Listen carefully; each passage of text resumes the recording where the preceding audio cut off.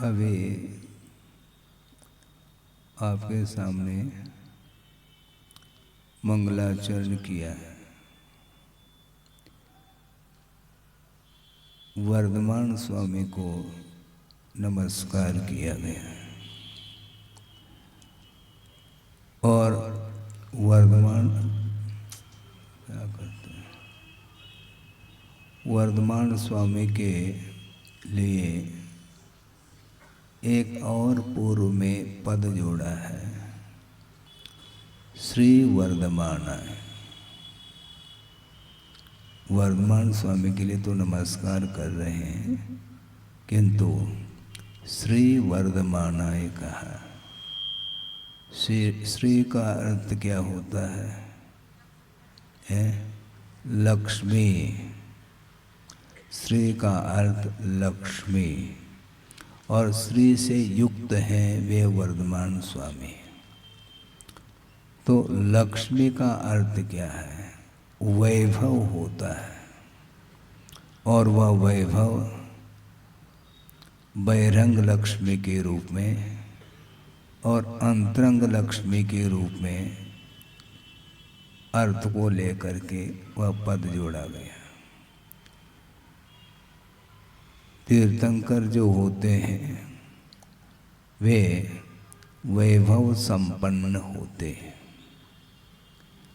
दीक्षित होने के पूर्व में भी उनके पास वैभव जो रहता है वह अन्यत्र उस क्वालिटी का वैभव देखने को नहीं मिलता। सौधर्म इंद्र के पास वैभव कम नहीं है, किंतु तीर्थंकर की तुलना में उनका वैभव भी फीका पड़ जाता है।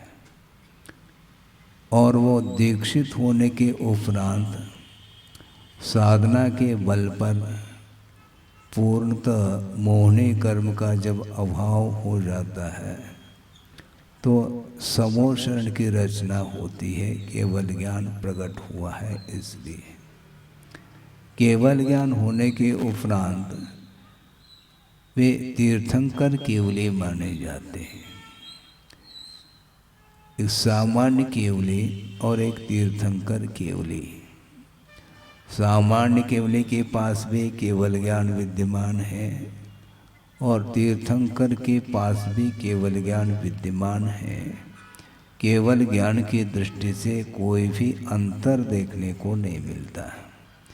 केवल ज्ञान के माध्यम से पूरा का पूरा जो विश्व है उनके ज्ञान में अवतरित हो रहा है।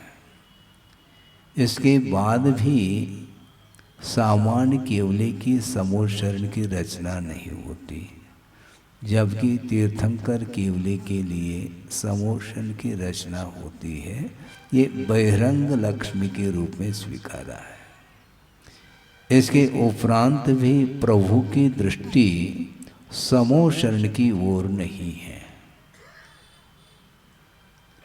ये मेरा समोशरण है। इंद्र की आज्ञा से, सौधर्म इंद्र की आज्ञा से कुबेर ने रचना की है समोशरण की। इसका मैं स्वामी हूँ। वह किसी के स्वामी नहीं है। आप मान लो, ये अलग विषय है। वह जगत पूज्य है। 3 लोक के नाथ बने हैं, 3 लोक के स्वामी हैं, ऐसा हम कह रहे हैं। वे स्वामित्व का अनुभव उन्हें नहीं हो रहा है। आप ही कह रहे हैं, प्रभु आप हमारे स्वामी हैं, हमारे पालन करने वाले आप हैं। आपके द्वारा मेरा कल्याण होने वाला है, जगत का कल्याण होने वाला है। इसलिए 3 लोक के स्वामी आप हैं और समोशरण भी उन्हीं का है। इसके बावजूद भी उनकी दृष्टि में ये नहीं आ रहा है कि ये मेरा ये वैभव है, मैं इसका स्वामी हूँ। क्योंकि स्वामित्व भाव अपने आप में मोहनी कर्म के बिना संभव नहीं है। पर वस्तु के प्रति संबंध जोड़ने का जो भाव जागृत होता है वह मोहिनी कर्म का कार्य माना है।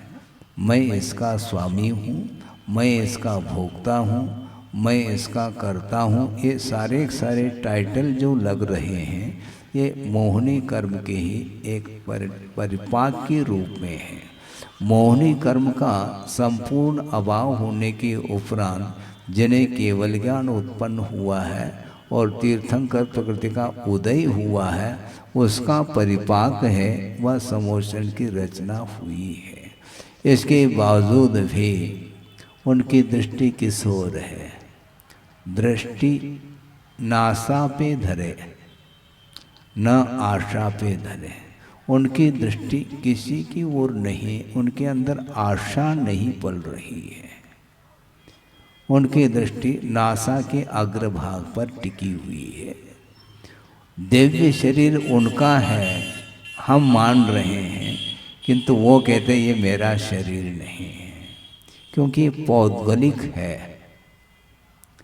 औदारिक शरीर नामकरण के उदय से शरीर की रचना होती है, किंतु आत्मा के साथ इसका क्या संबंध है? इसका स्वरूप भिन्न है, मेरा स्वरूप भिन्न है। इस प्रकार उनकी दृष्टि बनी हुई है। दिव्य शरीर की ओर भी उनकी दृष्टि नहीं जाती है। उस प्रकार का दिव्य शरीर किसी को भी उपलब्ध नहीं है, ये भी उनके ज्ञान में है। इसलिए वह किसी को भी नहीं देखते, क्योंकि किसी को देखेंगे फिर तुलना का सवाल उठता है। कंपैरिजन जिसको बोलते हैं आप, तुलनात्मक दृष्टि तभी बनती है जब वह किसी न किसी वस्तु के साथ वह संबंध जोड़ देता है। एक ही वस्तु है तो उसमें तुलना नहीं हो सकती है। और समोषण में सारे सारे लोग बैठे हैं, उनके शरीर के साथ और अपने शरीर के साथ तुलना करेंगे तब उसमें हीनादिकता देखने में आ सकती है, आती है। और ये सारा सारा विषय बिना मोहिनी कर्म के संभव नहीं है। इसलिए वो अपने दृष्टि को एकाग्र करके बैठे हैं। वैभव यह बहिरंग लक्ष्मी है, अंतरंग नहीं। और बहिरंग लक्ष्मी हमेशा नश्वर हुआ करती है, शाश्वत नहीं है वो लक्ष्मी। क्योंकि जिस समय निर्वाण को प्राप्त करते हैं उसके पूर्व में ही समोषण का विलय हो जाता है, समोषण बिखर जाता है। क्यों बिखरा? वो ही चले गए, उसका कोई दूसरा स्वामी हो जाए नहीं। चक्रवर्ती की जो संपदा है, जब तक चक्रवर्ती है तब तक उसकी संपदा उसके साथ चल रही है। किंतु चक्रवर्ती मान लो मोक्ष को प्राप्त कर गए तो 84 लाख हाथी कहाँ रहेंगे? उसका स्वामी कौन रहेगा? 84 लाख व्यक्ति आ जाए, एक एक हाथी लेकर के चले जाए। 18 करोड़ घोड़े हैं, इतने ही लोग आ जाए, एक एक घोड़े जो है ना, और इतने रथ हैं। यहाँ पर 7 रथ चल रहे हैं, बताते हैं 18 करोड़ रथ हैं। उसका स्वामी कौन है? जो स्वामी नहीं है वह संपदा वह किसी की नहीं रहेगी। तो उसी प्रकार जब निर्वाण का लाभ होता है प्रभु को, उस समय वह समोषण सारा सारा बिखर जाता है और निर्वाण होने के तत्क्षण ही वह उनका दिव्य शरीर भी इसी आकाश में वातावरण में वह विलीन हो जाता है। सारे सारे परमाणु बिखर जाते हैं। वो उतने परमाणु थे, इस प्रकार भक्ति करने वाले कह रहे हैं, किंतु वह परमाणु भी शाश्वत नहीं है। और वह सारे सारे परमाणु सामान्य हो गए, वह किसी के द्वारा वह वर्णाएं ग्रहित हो सकती हैं, इसमें कोई बाधा नहीं है। उनके पुण्य के उदय से उस प्रकार की शरीर की रचना हुई थी, और वह शरीर नाम कर्म का अभाव हो जाता है तो वह जो शरीर जिसकी रचना हुई थी वह भी बिखर जाता है। ये बिखरने वाला ये पदार्थ है, पौद्गलिक वस्तु, उसके प्रति किसी भी प्रकार से राग और द्वेष का भाव नहीं आना चाहिए। अंतरंग लक्ष्मी वह शाश्वत है जो कि अनंत चतुष्टय के रूप में स्वीकारा है। अनंत ज्ञान, अनंत दर्शन, अनंत सुख और अनंत वीर के रूप में स्वीकारा है। आपके पास कितनी शक्ति है। जवानी में शक्ति रहती है और बुढ़ापे में अब शक्ति नहीं महाराज, हाथ पैर काम नहीं कर रहे महाराज। जिस समय हाथ पैर काम करते थे उस समय उसका उपयोग नहीं किया, अब उठने बैठने की क्षमता नहीं है। और वर्णी जी थे, गणेश प्रसाद जी वर्णी, उन्होंने छड़ाला में जो एक पंक्ति आती है उसका बहुत अच्छा अर्थ निकाला है कि बालपने में ज्ञान न लहो और तरुण समय तरुणी रत रही, और अर्ध मृतक सम बूढ़ापनो कैसे लख्यो, कैसे रूप लख्य आपनो। अब सोचो जो वृद्धावस्था बुढ़ापा, उस अवस्था में अर्ध मृतक सम कहा, इसका बहुत अच्छा अर्थ निकाला था उन्होंने।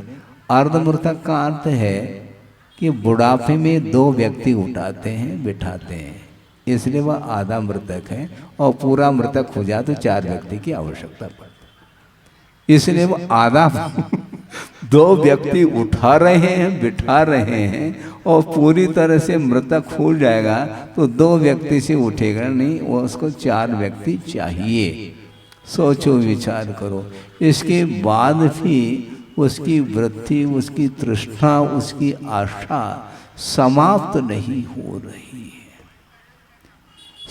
सारे इंद्रियां शिथिल हो चुकी हैं, पूरा शरीर जर्जर हो रहा है, किंतु मन जर्जर नहीं हो रहा है। अभी भी वह वंश मोर कहता है, यहाँ तक कि वह निदान के माध्यम से भविष्य में भी इसी प्रकार की संपदा और वैभव प्राप्त हो, इस प्रकार का भाव रखता है, इसलिए उसकी आशा टूटती नहीं।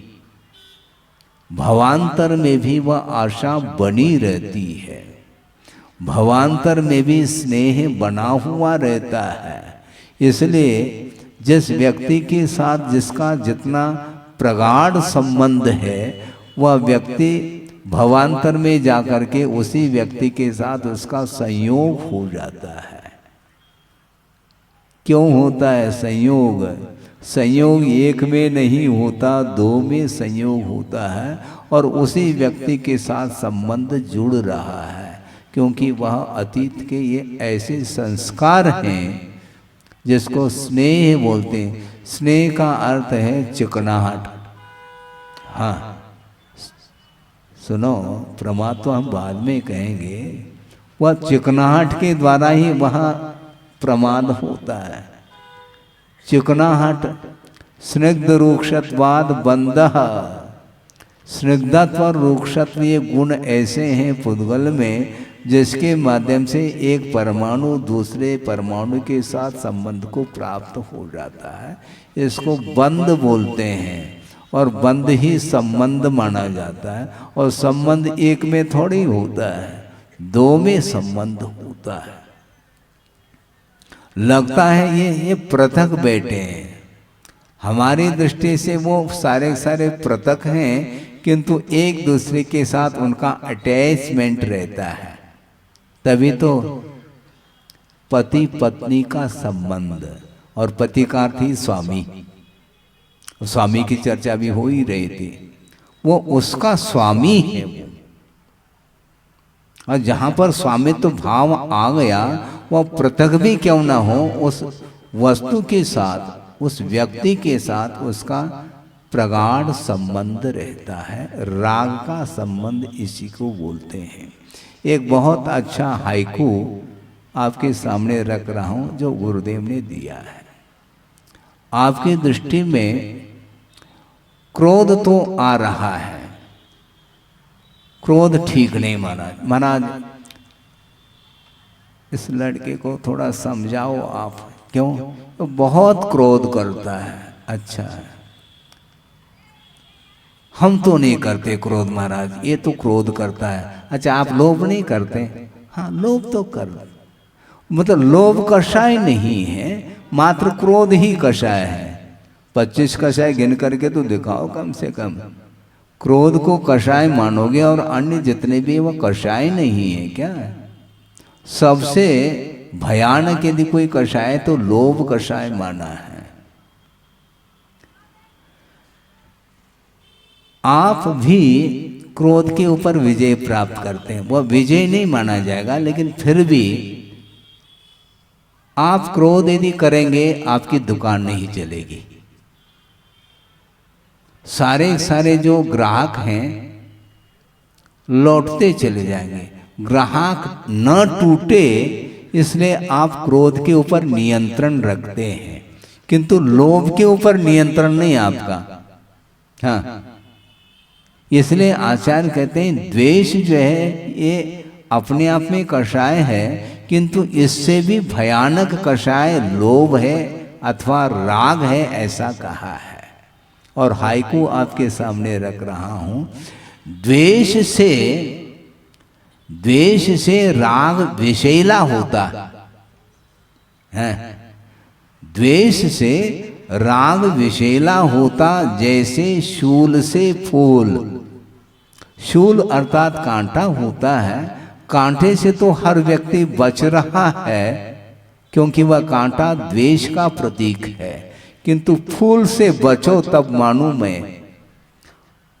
फूल से कोई नहीं बचता, उसके प्रति राग है, इसलिए द्वेष से राग विषैला होता है, ऐसा कहा। भयानक है वो राग, वह भवांतर तक ले जाता है। द्वेष भी भवांतर तक चला जाता है। शत्रु और मित्र ये दोनों भवांतर तक ले जाते हैं, आत्मगत ही परिणाम है। इसलिए मात्र क्रोध ही कषाय है ऐसा नहीं, लोभ भी भयानक कषाय है जिसको राग बोलते हैं। इसलिए राग ठीक नहीं है। राग कम करो। कैसे करें महाराज? पुण्यार्जक बनो। हाँ बिल्कुल ठीक है, पुण्यार्जक बनो तो राग कम होगा। जो जितना आगे तक पहुंच जाता है बोली में, वह उतना ही राग को वह कम कर रहा है, ऐसा मैं मानता हूं। विषयों के प्रति जो राग था वह कम होता चला जा रहा है, बल्कि उसको धार्मिक क्षेत्र में उसका वह उपयोग कर रहा है। सदुपयोग इसी को बोलते हैं। धार्मिक क्षेत्र में यदि वित्त का उपयोग सदुपयोग नहीं करेंगे तो वह सारा वित्त विषयों में ही उपयोग में आता है, और उसके माध्यम से संसार और विकसित होता चला जाता है। संसार से ऊपर उठना चाहो तो जिन जिन वस्तुओं के माध्यम से संसार का निर्माण होता है, उन वस्तुओं से दूर रहने का जो पुरुषार्थ कर रहा है वही मुक्ति की ओर बढ़ रहा है। इसलिए राग विषैला, हाँ, माने तो विषैला, नहीं तो बस वह धर्मानुराग नहीं। विषयानुराग जो है वह मोक्ष मार्ग में बाधक सिद्ध हो रहा है। धर्मानुराग वह बाधक नहीं, वह प्रमाद नहीं, किंतु वह प्रमोद है। प्रमाद में और प्रमोद में बड़ा अंतर है। हाँ, लगभग एक से लग रहे हैं। प्रमाद और प्रमोद, माँ की जगह मोह कर दिया। प्रमाद जो है यह कषाय है और ये विषयानुराग की ओर ले जा रहा है, और प्रमोद भाव धर्म की ओर आपका भाव आ रहा है। जो गुणी है उस गुणी को देख करके मन प्रफुल्लित होना यह प्रमाद नहीं प्रमोद है, ऐसा कहा है। इसलिए आपके प्रति हमारा प्रमोद भाव है। महाराज हमारी ओर देखते नहीं, देखने से राग बढ़ता है और नहीं देखने से प्रमोद भाव बढ़ता है। क्योंकि राग के लिए सारे सारे कारण हैं, इसलिए उस ओर देखो नहीं। यदि देखना है तो प्रमोद भाव की अपेक्षा से देखो। इसी को वात्सल्य के रूप में लिया जा सकता है। सामायिक में बैठते हैं श्रमण लोग, उस समय कोई प्रमोद भाव नहीं आता, न वहां पर प्रमाद पलता है न प्रमोद भाव पलता है। इन दोनों से ऊपर उठा हुआ रहता है वह साधक, तब कहीं जाकर के वो मोह का विनाश कर पाता है। मोह को समाप्त करना है तो बिल्कुल सारे सारे इंद्रियों को समेट करके मन को कहाँ पर केंद्रित करना है, जहाँ पर मन नहीं लग रहा है वहाँ पर केंद्रित करना है। कहाँ पर मन लगता है? आपका तो मन लगा हुआ है, जहाँ पर लगाना वहाँ पर आप लगा रहे हैं। लगाने का पुरुषार्थ भी नहीं कर रहे, वहीं पर लग रहा है वो है, अनायास लगता है वो। और जहाँ पर नहीं लगता है वहाँ पर आयास अर्थात पुरुषार्थ की आवश्यकता पड़ती है। पंच परमेष्टि में मन आपका नहीं लग रहा है तो इसलिए स्पष्ट है, उसको छोड़ करके फिर पंचेंद्र के विषय आ गए। वो भी 5 हैं और ये भी 5 हैं, और ये इष्ट है वो अनिष्ट है। समस्या ये है, पंचेंद्र के विषय कभी भी इष्ट नहीं हो सकते।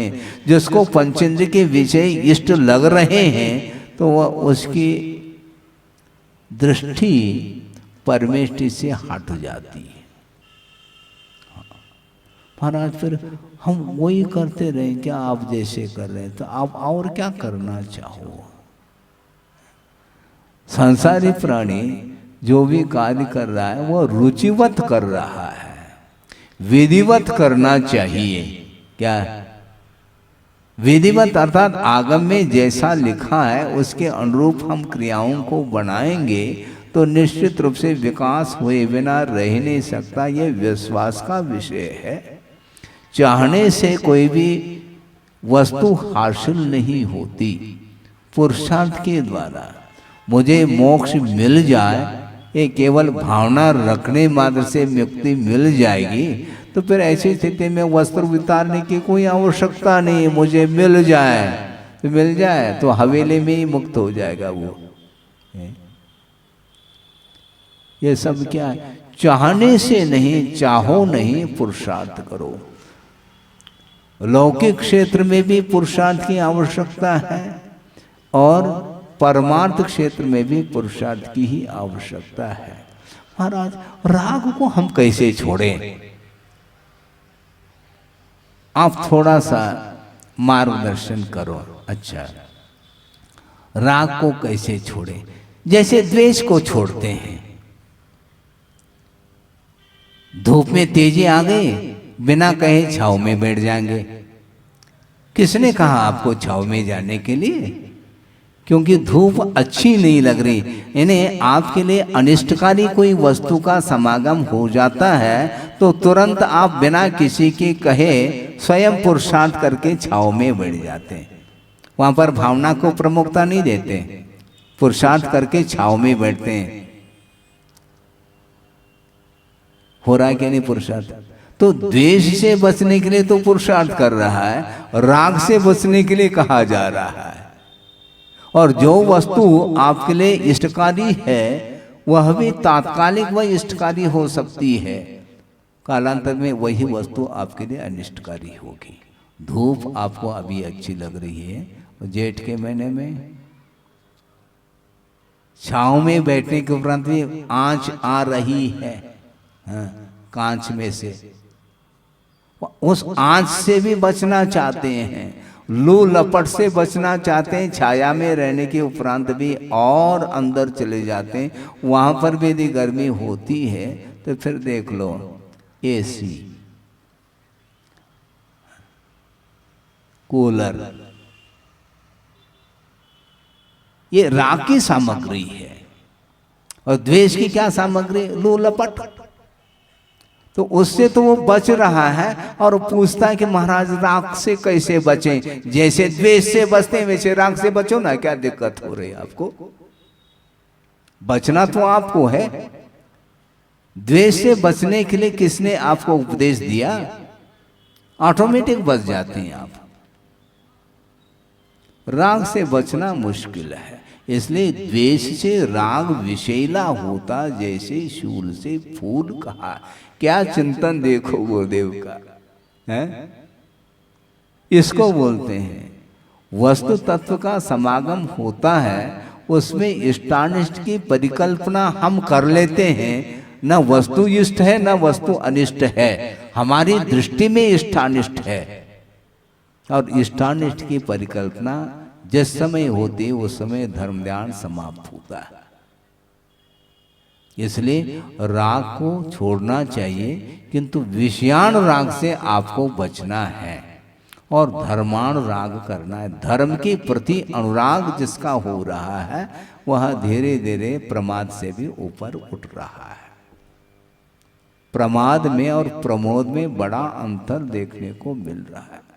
प्रमोद भाव यह वात्सल्य का प्रतीक है, ये बहुमान का प्रतीक है। जो गुणी व्यक्ति उनको देख करके उठ करके खड़ा होना, हाथ जोड़ना, ये प्रमोद भाव है, बहुमान है, क्योंकि वह गुणी है और मेरे अंदर गुण नहीं है। इसलिए मुझे गुण प्राप्त करना है तो उनके चरणों में झुक जाओ। झुका रहा अपना माथा, विषयों के सामने नहीं। कहाँ झुकाना है? जहाँ झुकाना चाहिए वहीं झुकाना है। अन्यत्र यदि झुकोगे तो फिर कोई उठाने वाला नहीं। फिर स्वयं झुक गया और स्वयं उठे, उठाने के लिए दूसरे के लिए सहारा दे चाहता है। झुके क्यों? कहाँ झुकना चाहिए? सच्चे देवगुरु शास्त्र के चरणों में झुकोगे तो आपको गुण प्राप्त होंगे। अब क्या प्राप्त करने के लिए आए हैं? हमारा हम सोच करके आते हैं, ये भी ज्ञात नहीं है आपको मुझे प्राप्त करना क्या है। और यहाँ पर आकर के सभा में बैठ करके भी वही विषय ही यदि मान लो आपको याद आ रहे हैं तो आपका लक्ष्य तो वही रहा। हाँ?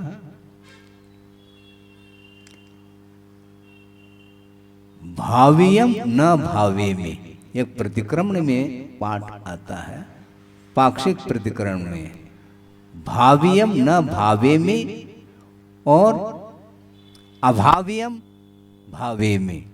जिसकी भावना नहीं की है उसकी भावना करता हूं और जिसकी भावना की है उसकी भावना नहीं करता हूं, ये कहा। अभी तक किसकी भावना की? विषयों की आकांक्षा बनी है, इसलिए उसकी इच्छा नहीं करता हूं। और अभी तक जो है धर्म,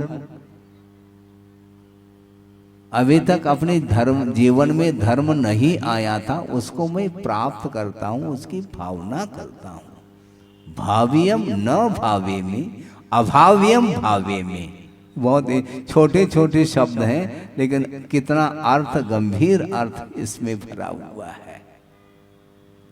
विषयों की आकांक्षा करता हुआ संसारी प्राणी को अनंत काल व्यतीत हुआ, अभी भी वह इससे ऊब नहीं रहा है।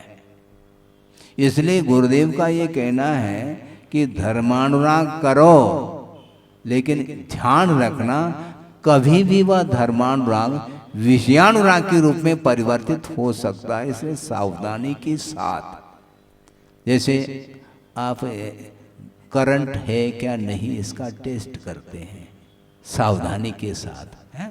उसी प्रकार हम प्रमोद भाव रखेंगे, धर्मानुराग रखेंगे, किंतु अपनी सुरक्षा के साथ। ऐसा न हो कि उसका विषयानुराग का प्रभाव वह लू लपट इधर लग न जाए, इसका हमें भी ध्यान रखना है। हाँ, अपनी सुरक्षा के बिना दूसरे की सुरक्षा नहीं की जा सकती है। इसलिए बहुत ये जोखिम है, बहुत रिस्क है। हाँ, मुस्कान बहुत अच्छा लगता है, लेकिन मुस्कान देते देते यदि मान लो सामने वाले का रिफ्लेक्शन, उसका प्रभाव यदि इधर वापस आ रहा है तो उससे बचना तो है। बल्कि ये कहा गुरुदेव ने, वर्तमान में दीर्घ सहनन का अभाव होने के कारण श्रवण को आपके बीच में बैठना पड़ रहा है। हाँ, ये कमजोरी है, सहनन का अभाव है। और दीर्घ सहनन यदि मिल जाए तो बस सुदूर चला जाएगा। एकाकी होकर के वह साधना करता है, वहाँ पर कोई आ ही नहीं सकता। बदल बदल करके बिल्कुल एकांत में जा करके वह साधना करते हैं। ये क्षति एकांत संवासम, ये पूजपा स्वामी ने कहा। और जिसको भीड़ ही पसंद है तो ओम शांति है, वहां पर क्या है। ये क्षति एकांत संवासम निर्जने जनितादर, निर्जन स्थान में जिसका आदर भाव प्रकट हो रहा है। और जिसको भीड़ में आदर है तो भीड़ ही पसंद। किंतु जो साधक होता है उसको भीड़ पसंद नहीं, किंतु नीड में रहना चाहता है, वह भीतर पहुंचना चाहता है। उसको भीड़ डिस्टर्ब करता है, लेकिन कर क्या सकते हैं, क्योंकि वहां पर जाकर के साधना करने की क्षमता नहीं है वन्य पशुओं के बीच में। लेकिन अब क्या कर सकते हैं, रहो। क्योंकि पंचम काल में दीर्घ सहनन नहीं होने के कारण यथाशक्ति साधना करने के लिए आगम की और गुरुओं की आज्ञा है। इसलिए वह संग में रह करके साधना करता है, एकाकी हो करके नहीं कर सकता। लेकिन संग में रह करके भी एकत्व की अनुभूति वह कर सकता है। संग में रहो अर्थात व्यवहार प्रवृत्ति में एक दूसरे के दृष्टि से पूरक बन करके रहना है, एक दूसरे के सहयोग की अपेक्षा से। लेकिन हमेशा एक दूसरे के सहयोगी लेते रहो। वैयावृत्ति के समय पर वैयावृत्ति है, अनावश्यक नहीं। कई लोग आते हैं, महाराज आप वैयावृत्ति क्यों नहीं कराते? उनको मैं ये कहता, भैया तुम दवाई लेते हो? नहीं। क्यों? स्वस्थ हो। तो मैं भी स्वस्थ हूं ना, वैयावृत्ति की क्या आवश्यकता? अस्वस्थ हो जाओ तो आ जाना, अपने आप मालूम पड़ जाएगा कि महाराज प्रवचन में नहीं बैठ रहे हैं, इसका अर्थ अस्वस्थ हो गए होंगे। चलो वैयावृत्ति करते तो करो। इधर घंटों घंटों तक प्रवचन भी हम दें और अपने आप को हम अस्वस्थ माने, गलत बात नहीं। औषधि का प्रयोग रुग्ण अवस्था में ही संभव है, स्वस्थ अवस्था में उसकी क्या आवश्यकता है। तो उसी प्रकार यहां पर यह स्थिति है कि राग को कम करने के लिए कहा। राग अपने आप में वह भी शत्रु है, विषयानुराग के लिए कहा। इसलिए धर्मानुराग भी कितना सावधानी के साथ। दवाई ले, पत्ती लेने के लिए कहा महाराज। अच्छा, वो स्वयं वैद्य बन करके आते हैं दाता लोग, महाराज ये औषधि है। अच्छा, आपने कहा पूर्णायु से लाए क्या? कहां से लाए बताओ? और एक कटोरे भर करके ले आया। एक एक कटोरे दवाई लेंगे। चटनी वो चाटना होता है, एक एक कटोरे भर चटनी नहीं होती, चटनी हो जाएगी उसकी। चटनी का अर्थ क्या है? केवल भोजन भीतर नहीं उतर रहा है, इसलिए उसके लिए टेस्ट के लिए वो है, बस वो भोजन नहीं है। उसी प्रकार पत्ती का पालन करने के लिए कहा है तो अनुपात होना चाहिए, मात्रा मासी। मात्रा जो है अनुपात से होना, अनुपात नहीं बिना अनुपात के कैसे। भोजन का भी अनुपात रखो और ये भी अनुपात रखो, ओवर नहीं होना चाहिए। उसी प्रकार किसी को मान लो उपदेश देना है, हित के अपेक्षा से थोड़ा दे दिया, किंतु उस व्यक्ति के प्रति अटैच नहीं होना चाहिए। जब हमने अटैची छोड़ दी, वो अटैच क्यों रखे हम किसी से? आप रखना चाहो तो आपकी मर्जी, आपके लिए आशीर्वाद है, किंतु मैं क्यों जुड़ूं आपसे? क्योंकि आपको धर्म से जुड़ना है और अपने पास धर्म है, हम धर्म से जुड़े भी हैं और उससे हम बाहर नहीं आना चाहते हैं। दूसरे का हित हो, इस कल्याण की दृष्टि से, हित की दृष्टि से थोड़े बहुत उपदेश अधिक देने की आज्ञा है, इसलिए उस आज्ञा का पालन कर रहे हैं। झुकाव नहीं रहेगा। आपका झुकाव धर्म की ओर हो तो मेरा झुकाव आपकी ओर कोई आवश्यकता नहीं, काय की आवश्यकता है?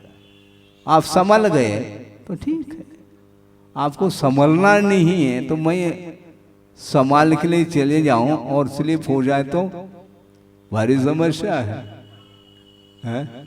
कदम उस ओर रखेंगे तो वहां पर तो स्लिप है।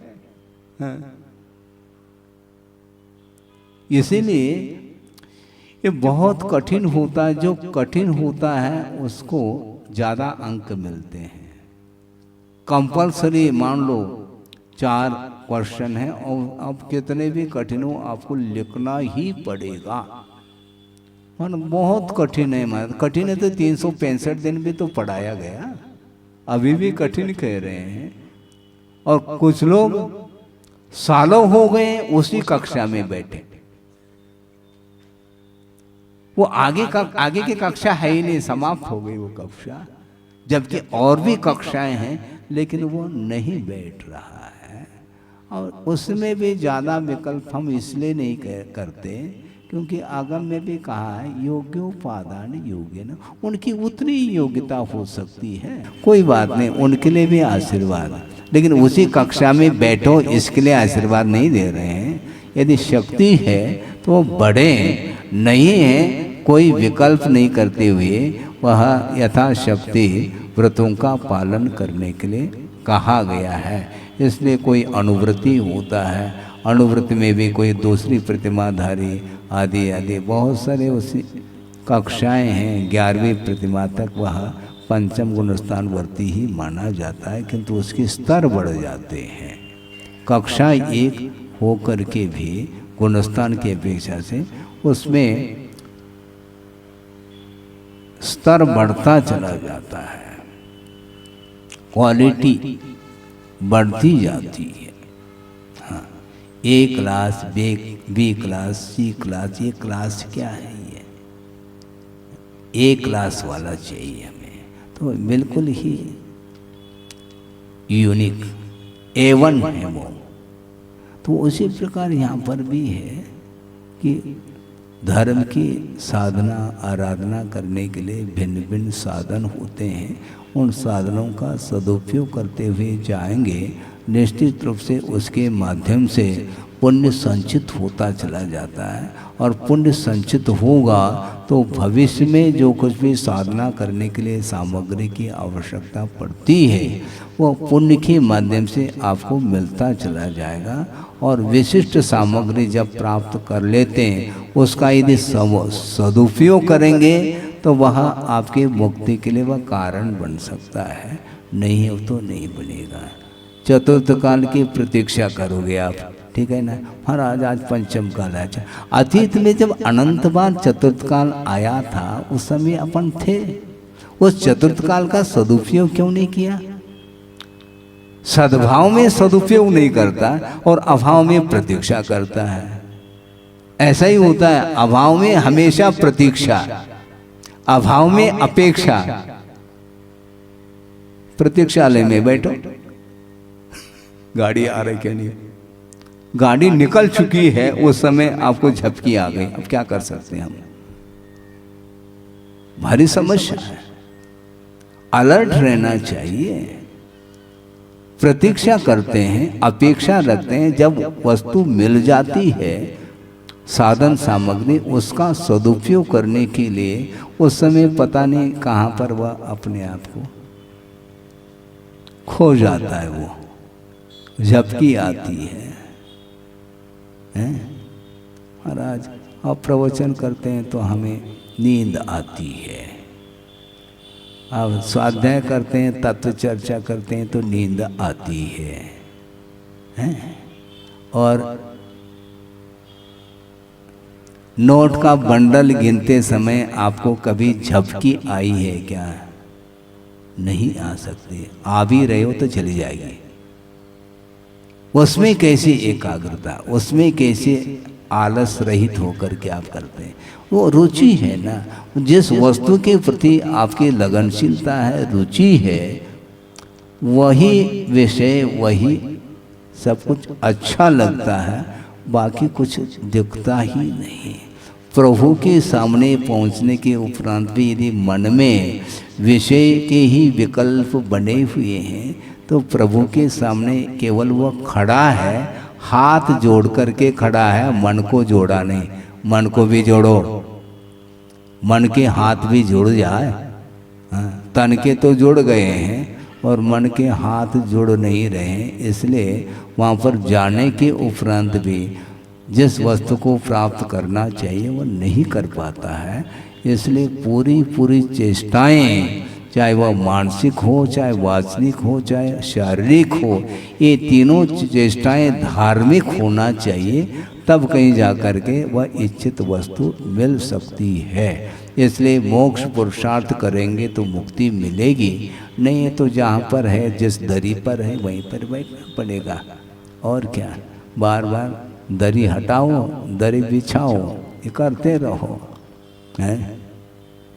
अच्छा तो नहीं लगता तो अच्छा, आपको जो अच्छा लगता वो आप कर रहे हैं ना। समस्या ये है, जो आपको अच्छा है वही कर रहे हैं आप।